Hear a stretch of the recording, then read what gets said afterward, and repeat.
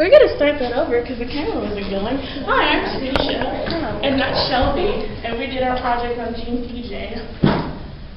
Okay.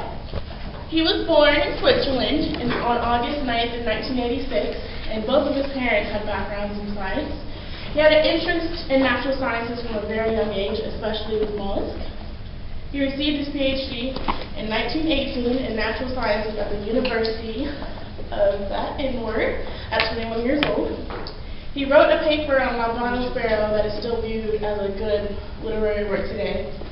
He married Valentine Châtenay, and they had 3 children, Jacqueline, Lucienne, and Laurent, who he studied from infancy, which is where he developed his stages of cognitive ability. He just had a lot of jobs, pretty much. His theory, he identified himself as a genetic ethnologist. That is a branch of philosophy that is concerned with the origin, nature, extent, and limits of human knowledge. He suggests that children sort the knowledge they acquire through their experiences and interactions into groupings called schemas, which is a word I will discuss later.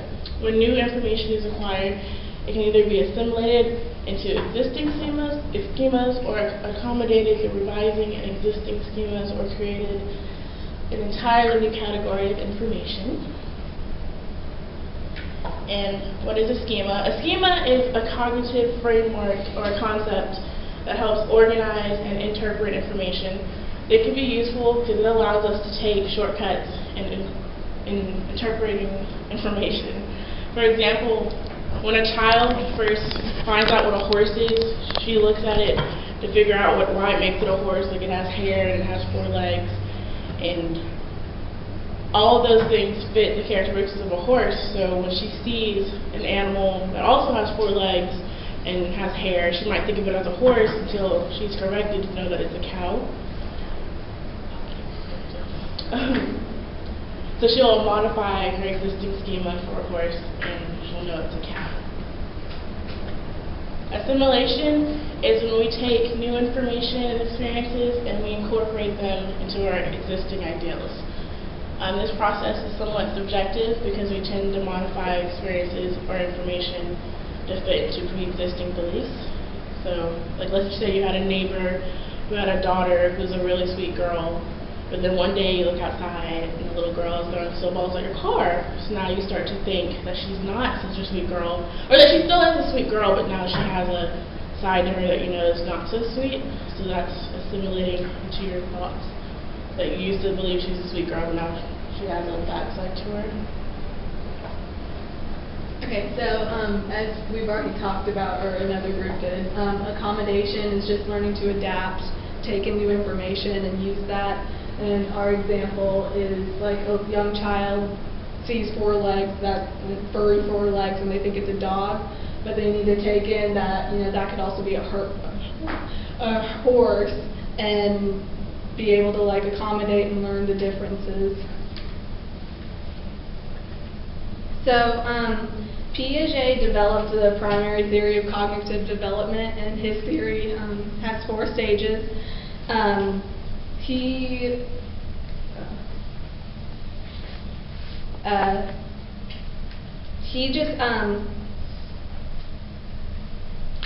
His first stage was the sensory motor stage. It occurred from when a child was born till when they were 2.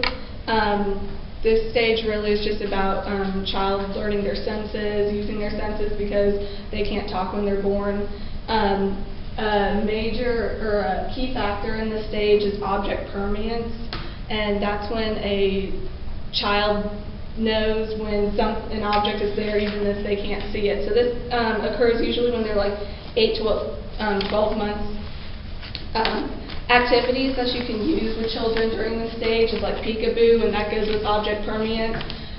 When they're like first born and infants, you like hide behind your hands or whatever, and they don't know that you're there. They start freaking out because they think you're gone, but then you open your hands up and you're there. But when they're about 8 to 12 months old and they start or use that object permanence, they'll start to realize that you are still there. You are behind their hands or your hands.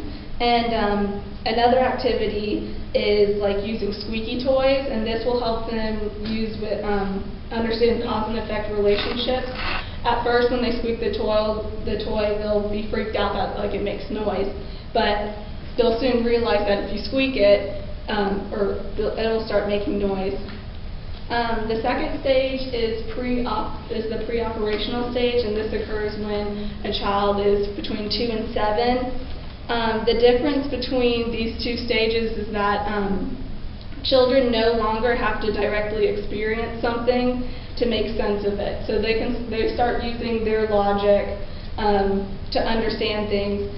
A key concept during the stage is language development. Children start to broaden their vocab. They'll be able to understand you better, and you can understand them better.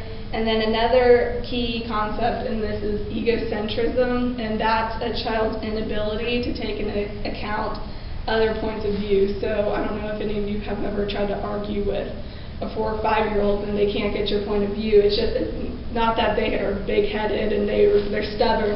They just can't understand. It's their way or the highway. A way to overcome egocentrism is like an activity is playing dress up with them. That allows them to be put in another person's shoes, and they can start thinking of how this person would react to a situation or a problem. The third stage is the concrete operational stage, and this occurs when during the ages of 7 to 11, and this stage is mainly characterized by the use of logic. Again, the more older you get, the more logical you become. In this stage, egocentrism starts to leave, and the idea of conservation comes. The egocentrism leaving, they take into account other people's points of view. They start understanding other people. Conservation, that's when objects are fundamentally the same, even if they change appearance. So an activity that you can use to help enhance their idea of conservation is like baking. They can, measure things and put it in a bowl and realize that it's the same amount. And then the fourth and final stage is formal operational stage, and this is from 12 years old to adulthood. Children and adults start to think more abstractly in this stage. It's characterized by applying logic directly to real objects or situations. So activities that you can use with children during this age is like group work. That allows them to explain and discuss topics and like feed off of each other and bounce off topics. And then another one is children should be encouraged to explain how they solve a problem during this stage.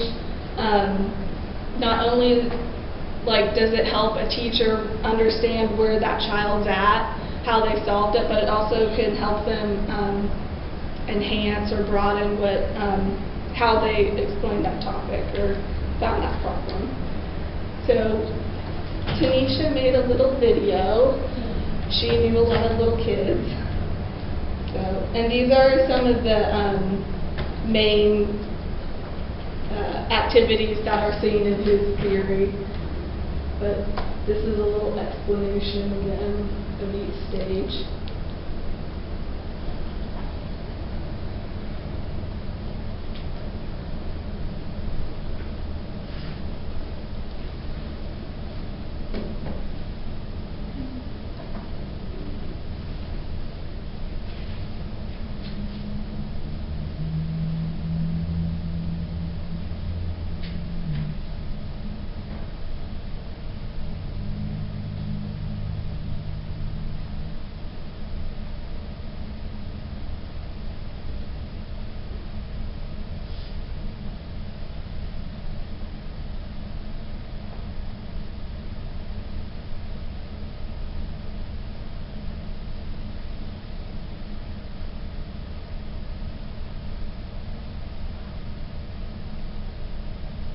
I need you to grab it. I need you to play with it. And come on, run.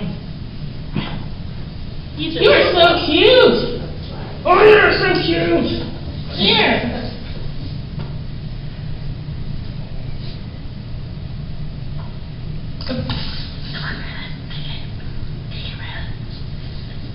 of them. He just woke up. That's why he. Take it, Ryan.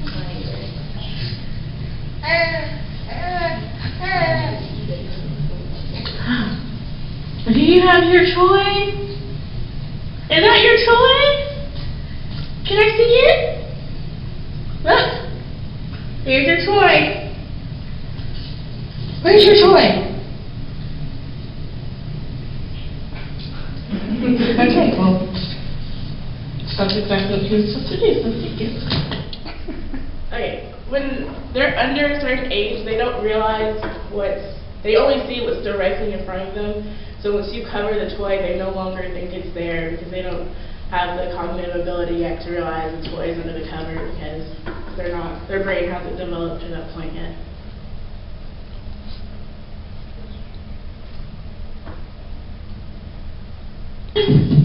Bring me the ball. Bring me the ball, Aiden. Is that your ball, Aiden? No. Where's the ball? Ball. Please don't do it. Don't do it. You did it.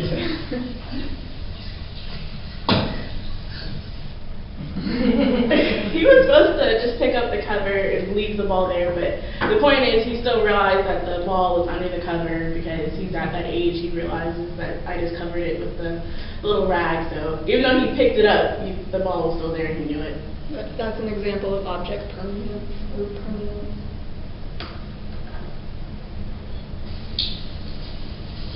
Chance, is that your car? Can I see it? Chance, where's your car?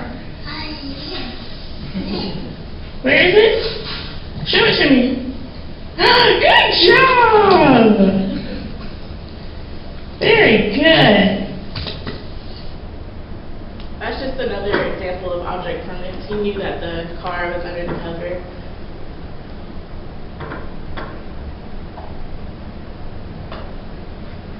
Where'd you sit it? This one, or are they the same? Okay.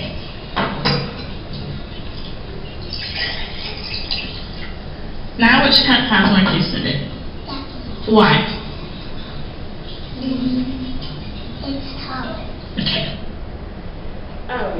She's 5, so she's in the pre-operational stage, and at that age, they don't realize, even though you poured it directly in front of them and it had the same amount of juice, in her mind, because the cup that was taller and thinner, the level rose higher, so in her mind, she thought it had more juice because the cup is taller, as she said, but in actuality, we know that it's the same amount of juice is the same amount when it was in the smaller cup.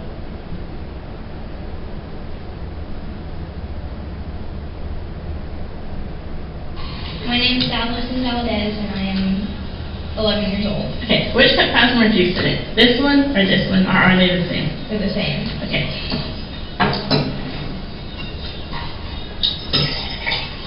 Now which cup has more juice in it? This one, or are they the same? They're the same. Why? Because you poured the same amount that was in there into there. Thank you. Very good. Okay. She's at the stage where the formal operational, and she realizes it's the same amount of juice because she watched me pour the same amount from the other cup.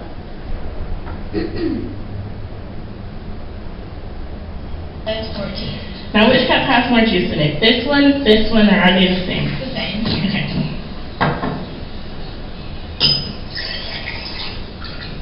Now which cup has more juice in it? The same. Why?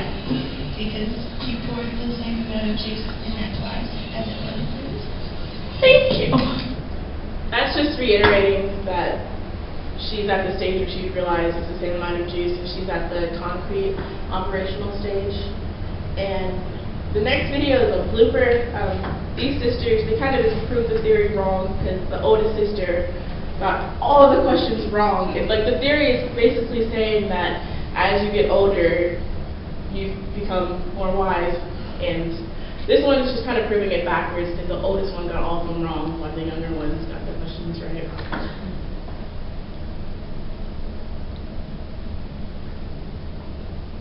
Oh, I'm sorry. Oh, no, it's not. Just kidding. Okay, the video after that is, sorry. Which weighs more, a pound of rocks or a pound of feathers? The same. Why? Because it's a pound of each. The same. Why? Well, because they're both a pound. Okay, Annalise, which weighs more, a pound of feathers or a pound of rocks? Rocks. Why? Because they're heavier. Thank you. Okay. At 5, she doesn't realize. If you listen to the question, you'll hear me say which weighs more, a pound of feathers or a pound of rocks, and the older two heard me say that, but in her mind, she skipped right past that because she's so young. She just heard the feathers and rocks part, and she could automatically assume a rock weighs more. And then the one after this is just the one that's kind of proving the theory backwards, because the older one is got it wrong. Which weighs more, a pound of rocks or a pound of feathers? Go. A pound of rocks. They both weigh the same because a pound is a pound. They both weigh the same. Pound is a pound.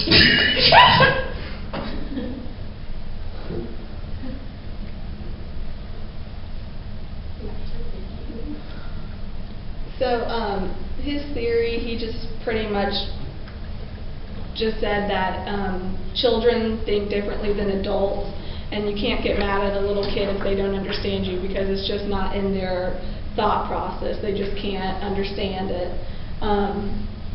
Some implications from some guy in the psychology book, he came up with 4. The first one is a focus on the process of children's thinking, not just its products. So teachers should just pretty much understand their students, know what they're talking about, instead of just seeing if they can get the answers right or not. The second one is recognition of the crucial role of children's self-initiated, active involvement in learning activities. Students should be encouraged to interact with the environment instead of being handed ready-made knowledge.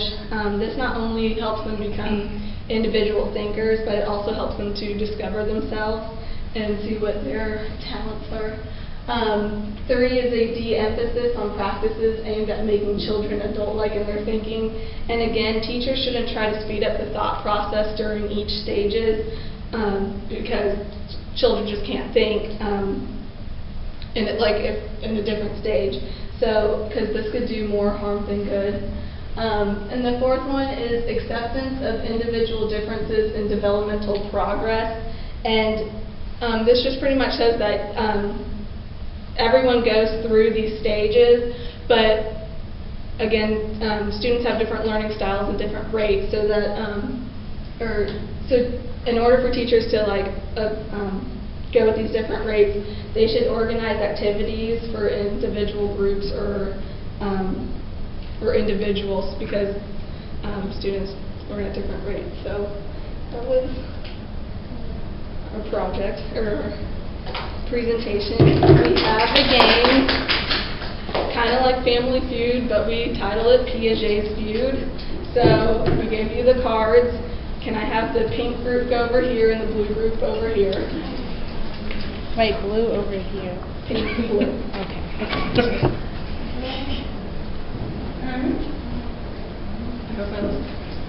Are you ready?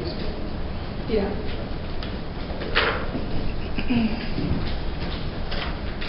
Okay, so pretty much we're just going to ask you a question, and this will be group A and B. And if you get it right, you have 15 seconds, and if you get it right, you get a point. And if you don't answer it correctly, then you guys have a chance. And we have a bonus question at the end for 5 points. So, can we go? Sure. Okay. Sorry. Okay. First question. Where was Piaget born? You have 15 seconds now.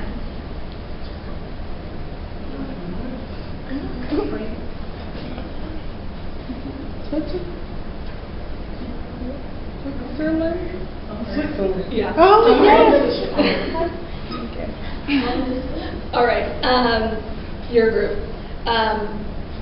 Who did Piaget perform his early work on?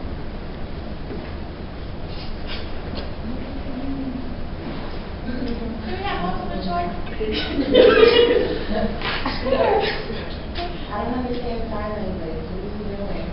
I'm just signing the answers. All right, It's, time's it's up. just Time's a up. thing, so- You guys have the chance. Kids. That's Yeah. what I asked, but I don't know. It was his kids. He watched them like develop and learn and stuff. Okay. Okay. When Piaget was a child, what did he have a specific interest in?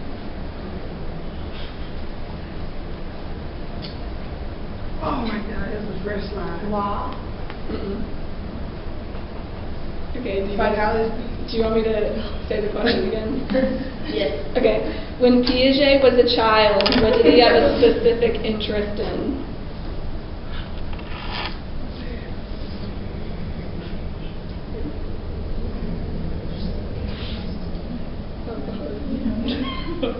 Okay, it was mollusks. Oh, I thought it was the professor. I mean, Okay. Mollusks. Who did I? I think it's it's them. It's Okay. their turn. Okay. At what age did Piaget write his scientific paper about the albino sparrow? 11. Yes.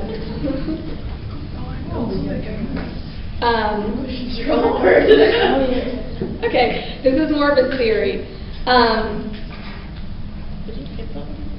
Yeah, because we crossed this one out. What was Piaget's theory of?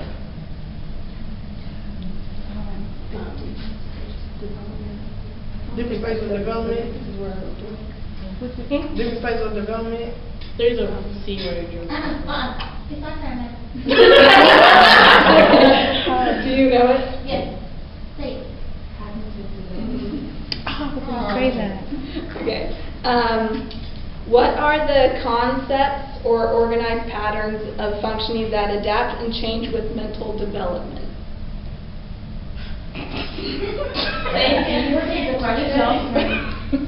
What are the concepts or organized patterns of functioning that adapt and change with mental development?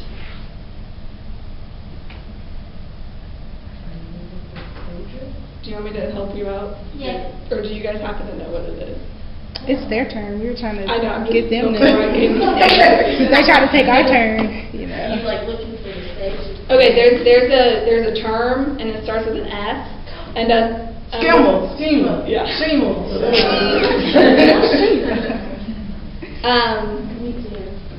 What age does concrete operational stage occur? 7.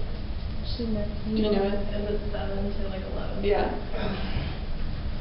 I knew it too. What Oh, wait. stage does egocentrism come into play? Like, what is the name? What or the stage? age group? This stage.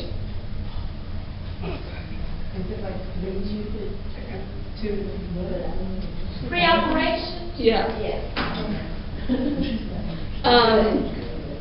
What can a child be seen using during the formal operational stage? Repeat that. What can a child be seen using during the formal operational stage?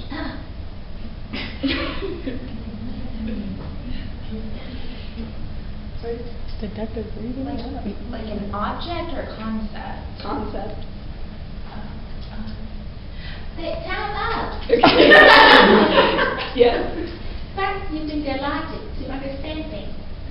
I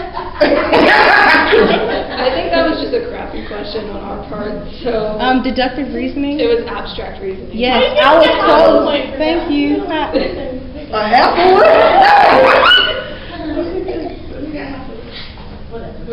Okay, we're just gonna give you the bonus question to see if you can answer it. Okay. Give who? Everybody? No. Okay. Okay, wait, hold on, let me ask you a question. What stage does a child develop object permanence? What stage does a child develop object permanence? Concrete operational? No. Yeah. Is it sensory? Mhm. I don't know, sensory motor or something. Stage, yeah. That was it. You can name all 4. An extra question, name all 4 stages in order. Go ahead. Sensory motor, pre-operational stage, concrete operational, and formal operational. She was using her notes. She was cheating. No, I'm just You're kidding. supposed to take this. Well, it looks like you got one. But that was the bonus one. You're right. 5 points. Oh no. Y'all can get candy because I have a huge bag. Yay! Yay!